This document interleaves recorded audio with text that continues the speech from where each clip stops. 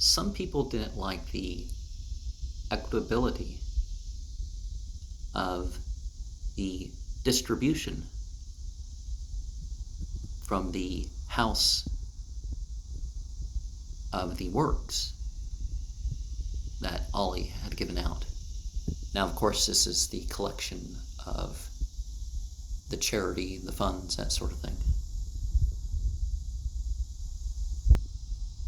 Ali reminded the people that it wasn't for him to oppress. And as long as the world goes on, one star will lead another star. And of course, we can refer this to a saying of Muhammad, where he said, all my companions are stars, and whoever follows him. Well, see, the thing is that if they have to maintain that status, and some people, as Muslim narrates, would go to hell because they abandoned their status of being the companion after Muhammad died. Now, those words aren't used. It said, you don't know what they did after you. So the person who maintains that status in being somebody who can lead by example or saying or whatever towards the Islamic way. And it's not for wealth to be given wastefully or in frivolity or towards what is not right for it. So, of course, when it comes to the charity and the state funds, it's not just, people want and people want. Muhammad had to deal with this. Other people had to deal with this, that people will complain because they want something. They don't need something, they want something. Like, people are robbing stores in my country and claiming reparations, or it's being treated as reparations. And it's like, no, you need to knock off your racially motivated crime and, accept the Civil Rights Act or whatever, or if you don't have a need, just hold back.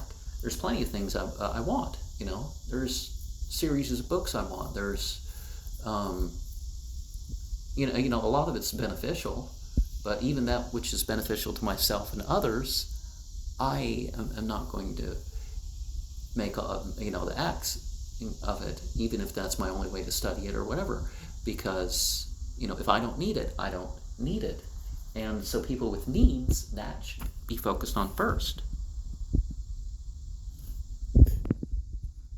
And if you give or take property, then it can be a depriving if this is done wrongfully. And it can deprive you of love for others. It can hurt your situation in terms of the atmosphere of it, you could say. Saying 212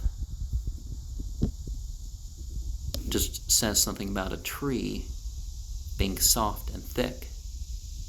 Of course, we can think of the person as being symbolically represented by a tree. Of course, we know in Kabbalah and Sufism, before that, actually, a lot of this Jewish and Christian mysticism stuff actually can be traced through the Sufis.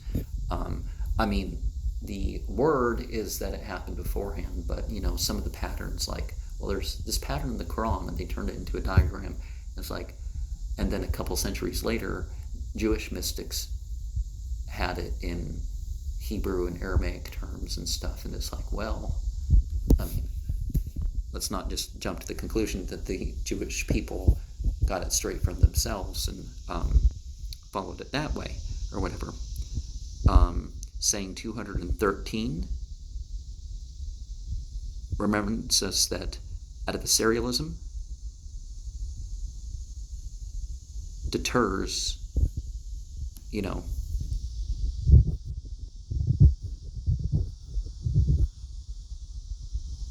advisors.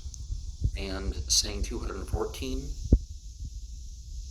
reminds us that we achieve positions through being charitable. And of course, there's positions of wrong that are likewise achieved by such things.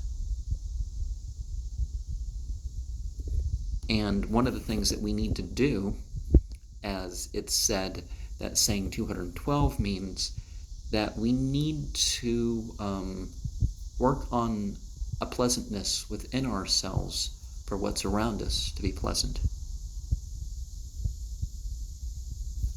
Because obviously the metaphor of a tree, people like different trees for different qualities, either their wood or their fruit or foliage, or the type of shade or climbing or whatever they give. So